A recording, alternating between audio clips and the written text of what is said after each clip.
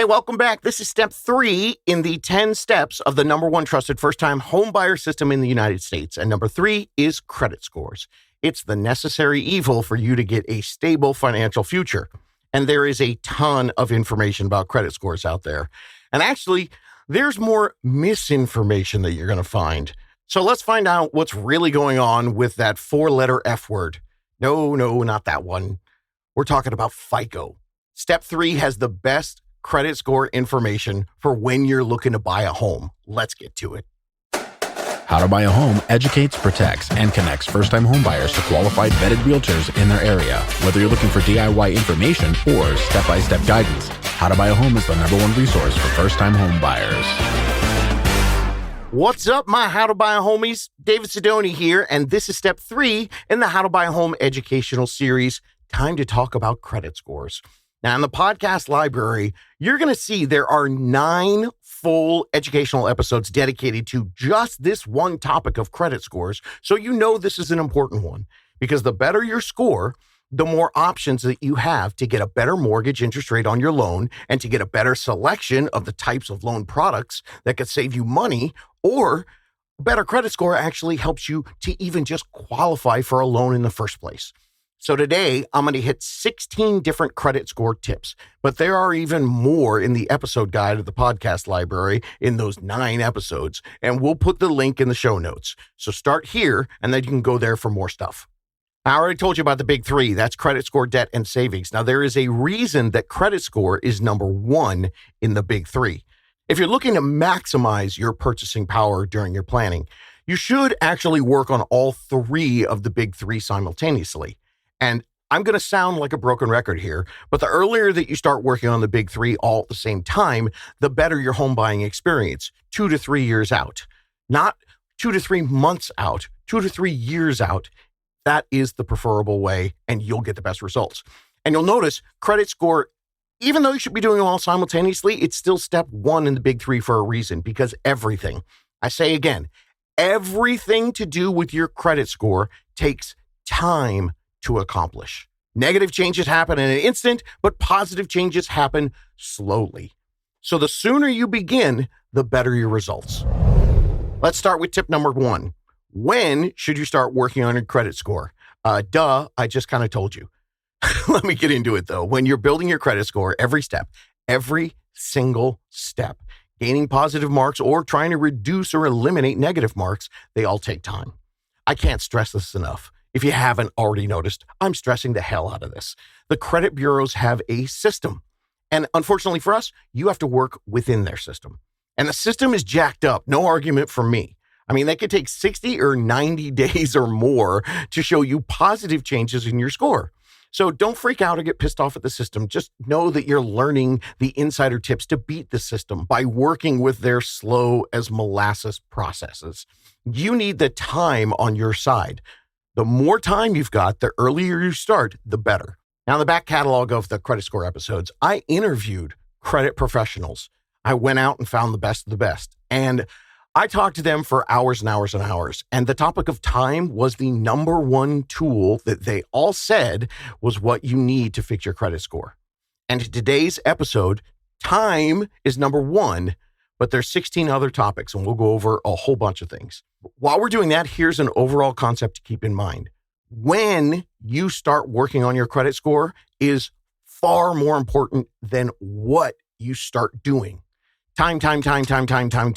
That's how you beat the credit game. And in fact, when I was talking to the pros, they all said to me, hey, there's no magic wand. They told me, don't let a bad score scare you from starting. There's nowhere to go but up. Everything in credit takes time. The longer you wait, the less improvement you're going to see. So don't bury your head in the sand, because time, in this case, it really does heal all wounds. Don't think because you had some late payments in the past, oh man, I'm never going to be a homeowner. It's all fixable, but it gets more fixed the more time that you're working on it. So start ASAP. The pros also told me that the starting point, that's essential.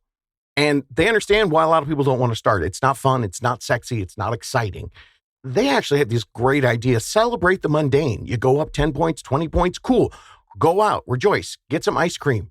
Commemorate the small victories along the way. They also reiterated this tip. I gave this to you in the 10 steps, but they said it, which stoked me. Look at your credit reports today. Not your Credit Karma report score, but your actual reports at www.annualreport.com. Do it today. So they told me you all should expect mistakes. That's just the game. And it takes time to fix the mistakes. So if you can't buy a home right now, that's fine. You can improve your credit score with minor modifications. So annualcreditreport.com, it's federal. It's a law. It allows you to get a free copy of your credit report. Used to be 3 times a year. Now it's every single week. And you can get it from all the different credit bureaus. There are 3 of them. We'll talk about them in a little bit. So don't go anywhere else first. Start there because that one's free. It's unbiased. And it was actually created for your protection, not made to sell you other products. Don't ignore this one. Start now. Even if this is the only small little step that you can do, the more time that you spend doing it, the bigger that stupid credit score 3-digit number gets. And that's going to open so many doors for you. And if you happen to have a low score, do not be scared. In fact, you can check out episode 90 in the episode guide, and you'll find all the hacks that you need to jump your score up. I've also got a little bit more for you coming up later in the episode. Right now, I'm going to go to number 2. Number 2 is another big tip, and I wish more people talked about this. It's called an authorized user. This is a magic trick. Now, look, I know that the credit pros said there's no magic wand to do this, but I said magic trick. This one, I'm not joking about this. This is gigantic. Yes, to move your score up, it does take guidance, tips, and time, but this one tip is so massive that I even used it when I was 49 years old, and it raised my credit score 40 points in less than 2 weeks. This is a straight up magic trick. The most underutilized credit hack there is. And that's me talking and the credit pros talking too.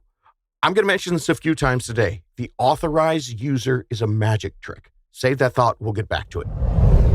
Tip number 3, your FICO score versus Credit Karma and the app scores. And I'm also going to tell you a little bit about a new score called a Vantage score. But mostly we're talking about FICO versus Credit Karma and apps.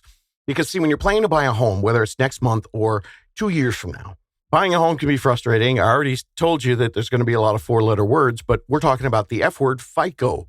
FICO stands for Fair Isaac Credit Corporation. Who the hell is Isaac, and why is Isaac the ruler and god of all things credit? I don't know. But what I do know is that maybe you've got a 12-year-old unpaid water bill from 3 apartments ago, and you don't know what's on your credit report. And that Isaac is pissed off about, and FICO is tanking your credit score. So here's a little illumination on how the scores work. All the credit scores that you're getting from all of those free apps, Credit Karma and the like, when it comes to buying a home, if they do give you a score, that's not the right score. According to the professionals, you have 28 different credit scores from the 3 credit bureaus, Experian, TransUnion, and Equifax. So whatever score they're giving you, you can't believe the score you see on an app.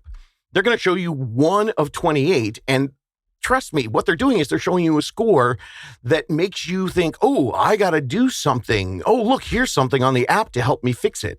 They are selling you something. They're giving you a score to sell their products, their monitoring services or credit fixing services. And they give you the score to make the most sales. Oh, by the way, they're also selling your data when you sign up with them. That's the real way they make their money. And truly, all the apps, they're designed for people that are just looking to get easy early credit, like for appliance stores or rental applications. So the scores they give you, they don't apply for what score a bank is going to look at when you're applying for a home loan. And then, just to confuse things even more, in the fall here of 2025, the lenders, they're slowly starting to phase in an entirely different scoring system. It's called Vantage Score 4.0. So this is why more than ever you need to talk to a professional, because now that you know you've got 28 scores and you know there's going to be 2 different scoring systems, FICO and Vantage, if you just see one score, it could be colossally different from the score that a lending institution is going to look at when they're getting ready to give you a home loan. I've seen 50 to 75 point differences in the numbers reported. So just like that weird lump that you've got on your shoulder, I think that you should get a professional opinion. Moving on to tip number 4, credit scores for buying a home, the tiers. All right, let's see how Isaac and his fair credit score work when we're talking about home mortgages. FICO has a range of scores, and it's ridiculous. It goes from 350 to 850. Really? Really, Isaac? You couldn't do 1 to 100? 350 to 850. So incredibly random. And look, don't even try to Google why it's this lame, weird numeric scale they've got. The answers that you find on Google are far less than satisfying. I just figured out Isaac is a tool. So here's how it works. You can get a home loan when you've got a credit score as low as 580, but you're going to get higher rates, higher fees, and for most people, that's not your best option. Why? Because I assume that everyone who's listening to this podcast has done steps 1 and step 2, and once you decide and believe, and then once you get your guides, I know that you've got a stellar real estate support team, and they can show you how to bump up that score while you're reducing your debt and saving up your money. So you might as well do all the big 3 together and push your score up at the same time, not run out and buy a home at 580 just because you can. And here's what the bank's lending you money to buy a home. Here's how they look at your credit score. They put you in 20-point tiers. So you start at 580 and then you bump up when you go 600, 620, 640, 680, 700, 720. And then the A tier is 740 and the A plus tier is 760 and anything above that. Each tier you go up, the lower your fees and more importantly, the better loan rates and programs that you can access. Quick side note to all you wonderful, super intense conservative spreadsheet people. You did hear me correctly. 760 is the top. You get the exact same home loan for 760 or 820 or 830. You did hear me correctly. 760 is the top. So 760 and any score above that gets you the exact same loan. So Mr. or Mrs. 811 credit score, you can unclench your butt cheeks and relax. You could get 10 hard pulls on your credit and you would still be in the top A plus tier for getting a home mortgage. So Captain Careful, please use the time to work this system.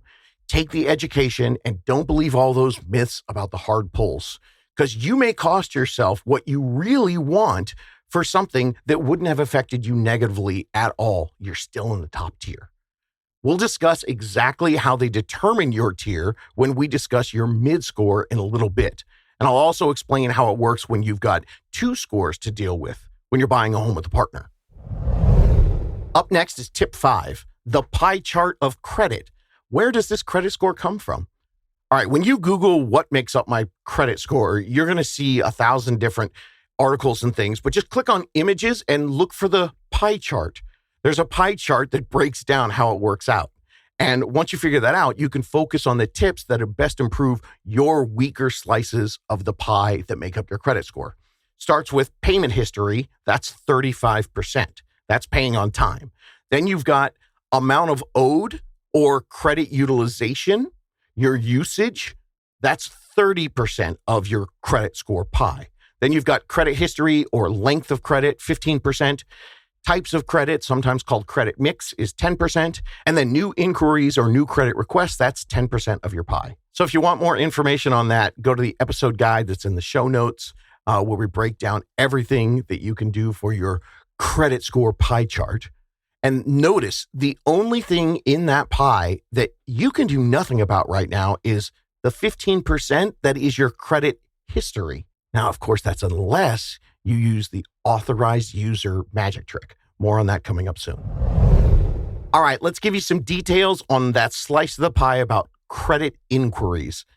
Tip number 6 is a soft pull or a hard pull. When it comes to getting your full credit report and getting your credit pulled, that's called a credit inquiry. And this is one of the most misunderstood parts of how your credit score works. I explained this all in giant detail in episode 199. So today I'm going to give you a quick summary because I need to bust this giant myth. The only way that you're going to get a full approval for a home loan is eventually you have to get a hard pull on your credit. It's mandatory. And you can do it earlier if you want to. But unfortunately, there's so much misinformation out there that people are completely freaked out. I don't know what's going on and who told everybody this, but They act like a hard credit pull is going to completely tank their score and ruin their chances of buying a home. A hard credit pull is only worth about 2 or 4 points against your score. And you can do it multiple times it depends on who you talk to. I've heard a month, but to be safe, 3 or 2 weeks. So like if you're going out to buy a car, you can go get your credit pulled by 5 different dealers over one weekend, and it only counts as one inquiry on your credit score. But most importantly, let's get to how this affects you when you're buying a home. A hard credit pull is not crazy detrimental. And the longer you wait, that means the less time that you've actually seen everything in its entirety. And that means the less time that you have to fix things and boost your score back up. I seriously don't know where all this just absolute fear started, but it's not nearly as destructive as you've been told. In fact, I can tell you, I've seen numerous home buying deals destroyed because the buyers didn't want to take a hit on their credit score, so they absolutely refused a hard pull early, 3, 4, 5 months ahead of time. So when they got right up to buying a home and they finally got one, there were mistakes on their credit score, and it was too late to correct the mistakes, and they lost the home that they wanted. I have never seen anyone lose a home for getting a very small 2 to 4 point hit on their credit score because they got a hard pull 6 months, 8 months, or 12 months before they bought a home. Never.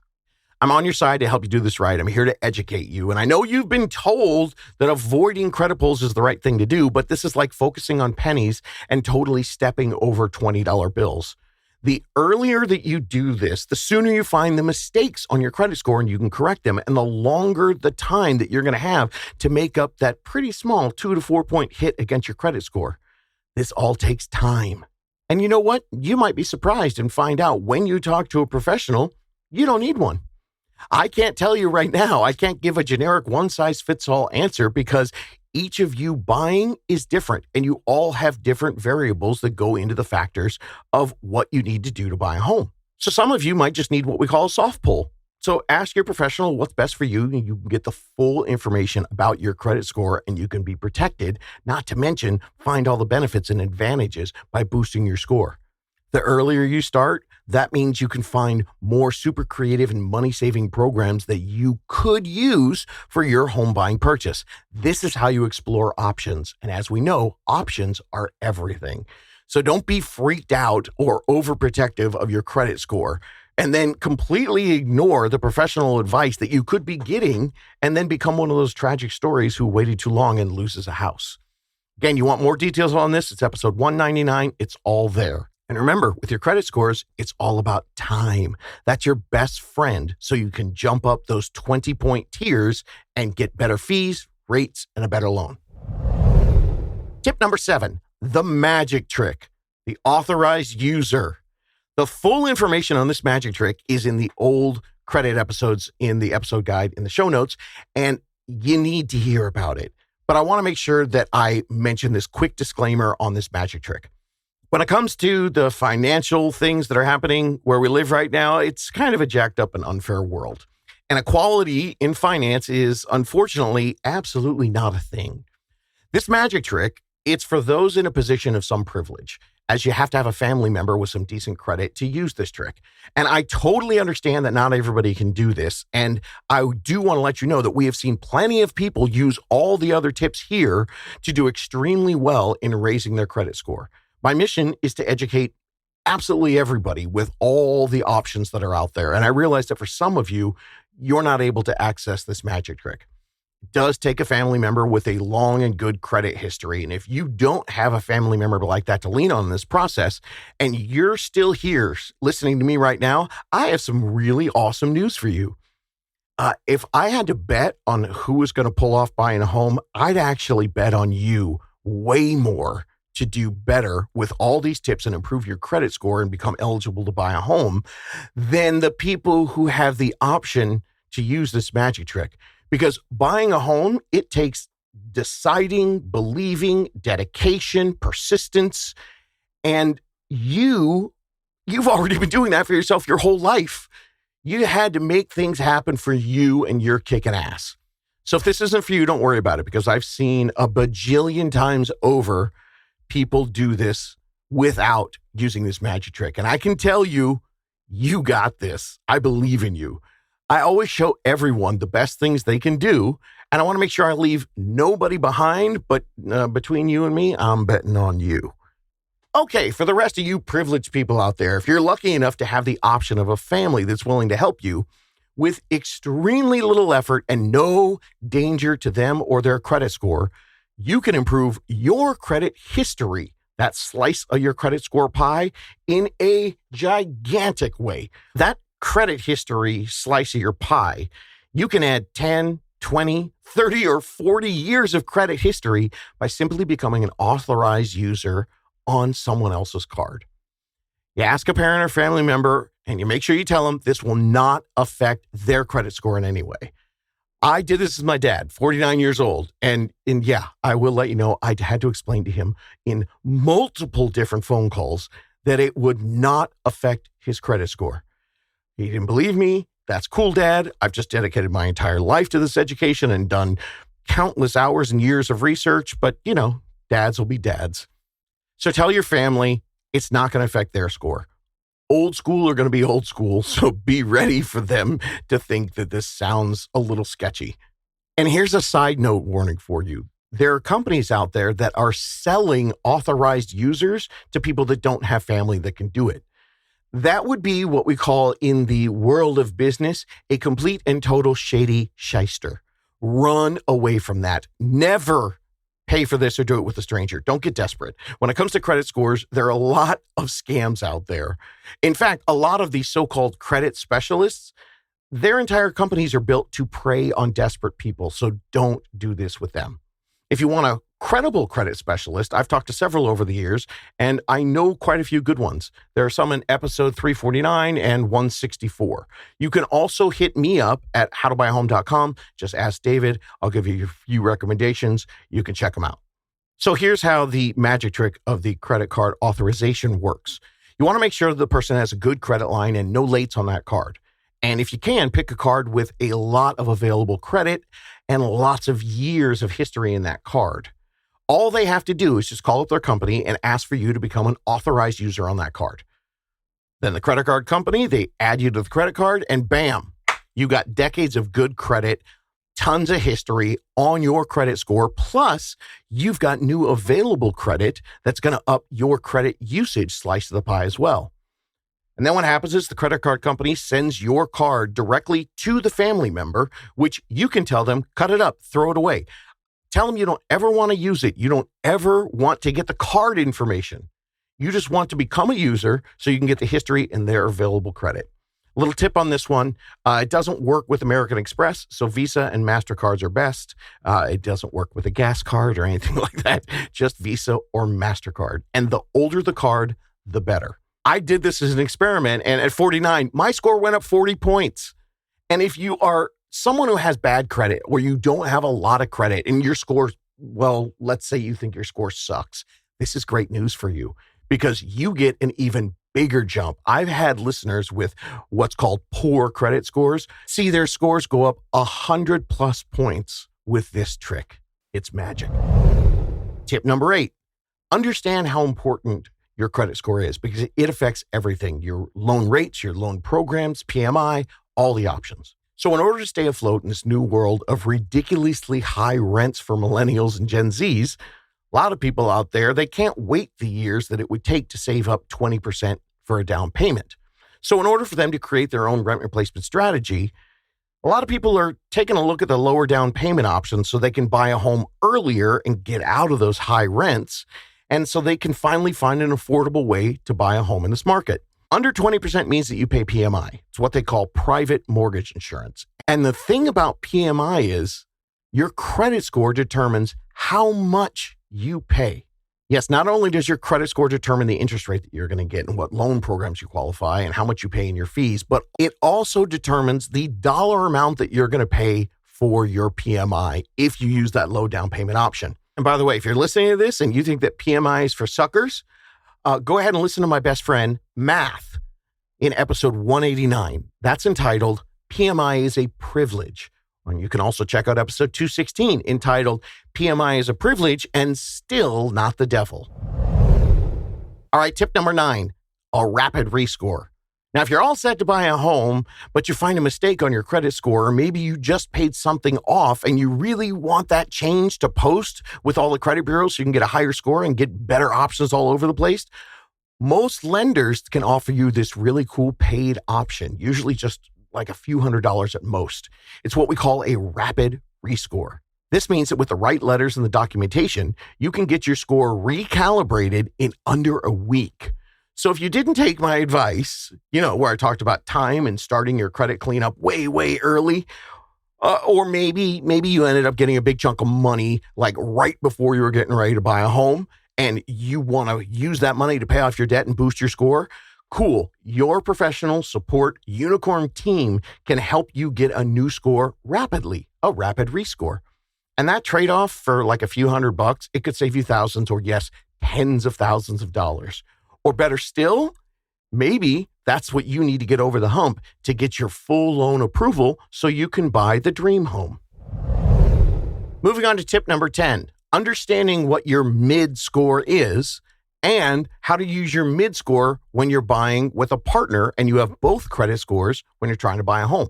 Once you work with the Unicorn Lending team, you're going to get your accurate FICO score from all the 28 scores that you've got, the one that's going to be used by the banks when you're getting a home loan. Now, what they do is they take the 3 scores that are affiliated with a home mortgage from the 3 different bureaus, and then they use what's called your mid score, the middle one. They do not take an average of all 3 scores. So if your appropriate score for a home loan from the 3 bureaus are like 752, 739, and 738. Well, that means you got 738, 739. So your mid score, that's the 739. And that puts you in the 720 to 740 tier. And then you get the fees and all the programs that are available in that tier. Even though if you added those 3 scores up, 752, 739, 738, your average would be 743, putting you up in the next tier. What they use is the mid score. I told you, I don't get it. Everybody involved with credit scores just seems to try to make it as confusing as possible. So this is yet another reason why it is insanely important to work with that professional real estate support team and not just look at your score on your app or your credit card statement. When it comes to doing it with a partner, you're not only going to be looking at mid scores, but they're only going to use the lowest mid score. That's what gets your home loan approval. Not an average from both of your mid scores and not an average of all 6 of the scores. They only use the lowest score, not the higher one. So know thy partner's credit score. You want to work together so that you're improving the lowest score. So know thy partner's credit score. Tip number 11, what do you do if you have really crappy credit? Hey, and for the rest of you, you can use these tips to jump up those 20-point tiers. Because when you research and you're looking at your credit score, a lot of times you're going to see rankings. They oftentimes will say, exceptional, very good, good, fair, and then poor. So for buying a home, just ignore these. Because remember, you're looking at those 20-point tiers. And if you do happen to be one of those people who saw that your scores are listed poor everywhere you look, here's the tips so you can jump up the tiers. The details are all in episode 90, but here's the highlights. Time, number 1. Number 2, the magic bullet, the magic trick. If you got it, authorized user. 3, strategic managing and paying down your debt. 4, this is one a lot of people don't do. Ask for more. If you got a couple cards or one card that you've been doing all right with, ask them for a credit line increase. Number 5, make sure you keep paying on time. Number 6, get your full credit report and fight the power. You have to dispute all your mistakes that you find on your credit report. Number 7, I call this one eat the frog. That's dealing with the hard stuff first. So start with making sure that you work on your collections, the derogatory things on your credit report, and do that ASAP because time gets it done better. Number 8, secure your future with a secured credit card. Number 9, get credit for paying your rent, even your utilities. Yeah, that's a thing. Everybody out there should be doing it. I'll talk about that later. And number 10, make sure you have a good mix. Mix it up with your credit. Now, all of those 10 things, they're explained in detail in episode 90. And here's some other tricks and tips and tools and techniques that people have told me worked for them. The credit card reports to the credit bureaus at different times. So when you pay your credit card can actually give an increase to your credit score. When you're looking to reduce your balance, you actually don't want a zero balance on your credit card. In fact, if you have a zero balance for more than 6 months, they actually stop reporting that credit card to the credit bureaus.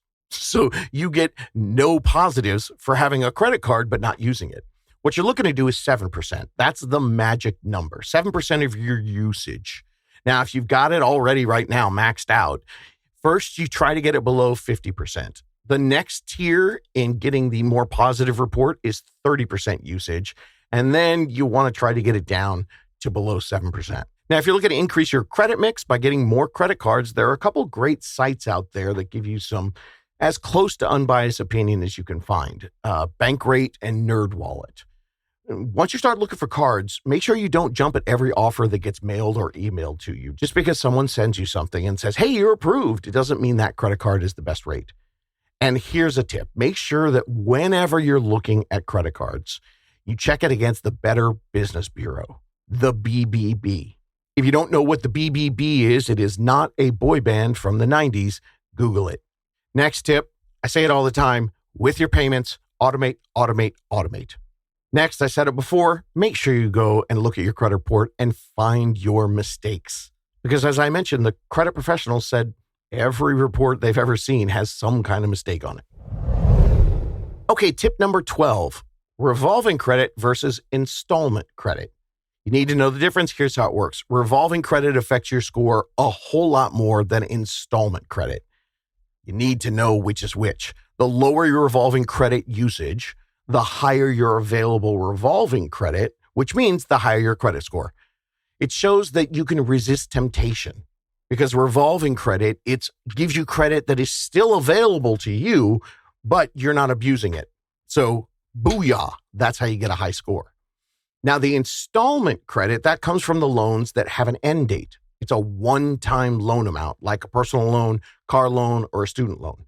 These don't affect your credit score as much because you can't abuse it.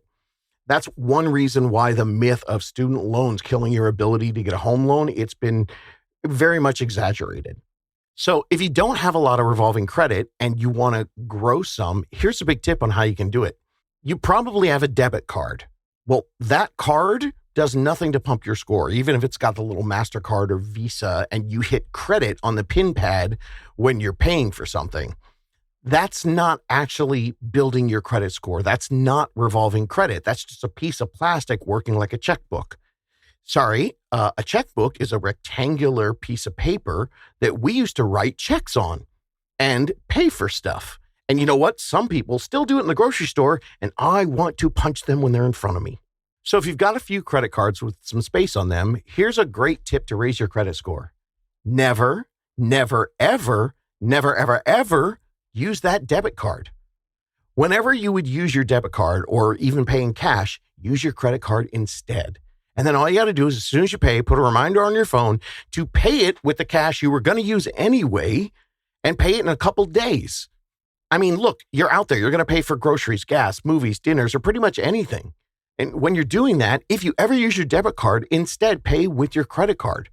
You've got everything you need on your phone so you can pay that credit card with the exact same cash that you were going to use, but you're going to be building your credit worthiness by showing you're responsibly handling that revolving credit card. Your score is going to jump. And you know what? The credit card companies, if you ask, they're going to start offering you a bigger credit line. Tip number 13, how much should you pay off? Well, I told you guys earlier, you want to be below 50%. And in episode 64, we talk all about it. Remember, the magic number is 7%. Tip number 14, the snowball method, and also a quick tip on credit card consolidation. If you use the snowball method of paying off your highest interest rate credit card first so you can crush your debt, do not, I repeat, do not pay them down to zero, and especially don't close these accounts once you've snowballed them down. Credit history is a big part of your credit score pie chart, and you want that slice to be as good as it can be. And you definitely don't need to pay anybody to learn how to snowball. You can do it on your own with just a little bit of research and some discipline. Now, the tip on credit card consolidation. If you're drowning in debt and you're considering one of these, know that when you do a credit card consolidation, you are wiping away all the history of those credit cards because you close them. So if you want to buy a home in the next 3 or 5 years, your better plan is to do some research, figure out how to snowball, and you're going to have to tighten your budget a little bit, but you can work that snowball system without doing a consolidation program that closes all your accounts and kills all your history. So if you can handle it, work a plan on your own, and as you get better at paying, well, then you can start asking for lower interest rates. It's a game, and you got to learn the insider hacks if you want to win. Tip number 15, I mentioned it earlier, using your rent to way boost your credit score. I can't believe I said it that way. To way boost your credit score, brah. Look, I've been reporting on using your rent for your credit score for years. And the good news is that in 2025, there are more and more ways than ever to get your rent, that huge monthly payment that you pay, to get reported to the credit bureaus. And that'll totally boost up your credit score. Episode 61 talks about this. And the good news is that was a while ago. So lots of the info in episode 61 is pretty outdated. So that's good because that means more and more people are doing this now, and there are more and more ways for you to do it. But that's also bad because now more people know this and they're trying to sell you this trick so that they can make a profit. And a lot of them are seriously overcharging. So ask your professional before you pay somebody to get your rent counted for your credit score. Now, this can be a great tool if you've got, a 0 credit score. 45 million adults in the United States have a 0 score. No credit doesn't mean that you're not credit worthy. A lot of times it means that probably you're super responsible and you just haven't taken out any credit cards. But we've got stories, interviews here on the podcast, people that had a 0 credit score, and all of a sudden, because they started using this tip, getting their rent counted for their credit score, they have a beautiful credit score. And part of the reason is when you do this with the right reporting company, it will give you 2 full years of rental history. All right, before I get to the last tip, I once again just want to say, authorized user. Oh my gosh, if you have the privilege to do this, do it. It's a huge, huge hack. And tip number 16, go ahead and get the right information for you. I'm super glad you're listening. It's fun to be in your ear holes, but I don't know your story. So yeah, there is a ton that you can do to research your credit score, and it's very important that you do that. Here's a simple example that I've seen too many times to count. A wannabe homebuyer starts researching how to buy a house, and then the internet floods them with all that get pre-approved first stuff. The stuff that was created by the lenders trying to capture them. So they think this is step 1, and then they end up going down that rabbit hole for 2 to 3 months, spending all their spare time researching, how do I get the best mortgage interest rate? When I figured that out, and I know for sure that's when I'm going to call somebody, because they think that's how you save the most money. Then they somehow find my podcast, we get them a unicorn team, and they find out that over this same time period, 3, 6, 8 months, they could have improved multiple different 20-point tiers on their credit score because it takes time to do it, and they could have used that time to get a better credit score, which gets them better products, lower fees, a better buying process. They would have saved themselves tens of thousands of dollars. And here's the thing about that just bums me out so hard. When you're spending 3 months, 6 months, 8 months to figure out, how do I get the best interest rate? The interest rate is going to change like 8,742 times over those months. Every single day it changes. So all that research you spent on your spare time that you were looking at interest rates, it didn't mean squat. Meanwhile, you could have used that spare time to improve your credit score and saved goobles of money. So that's what we got on credit. So go ahead, get your unicorn team, do this right, and do it in this order. Credit score is first in the big 3, and eventually you're going to start doing them all together. The sequence that's created right here comes from 20 years of first-time homebuyer experience. So you can do these tips on your own and you will see results. But when you're doing it with professional guidance, you're going to see those results on steroids. All right, good job, homies. Step 4 is coming up next. You can do this. Looking for more DIY education or your own personal step-by-step guidance through the home buying journey? Since 2019, How to Buy a Home has been the #1 resource for first-time home buyers. So visit howtobuyaHome.com to get started.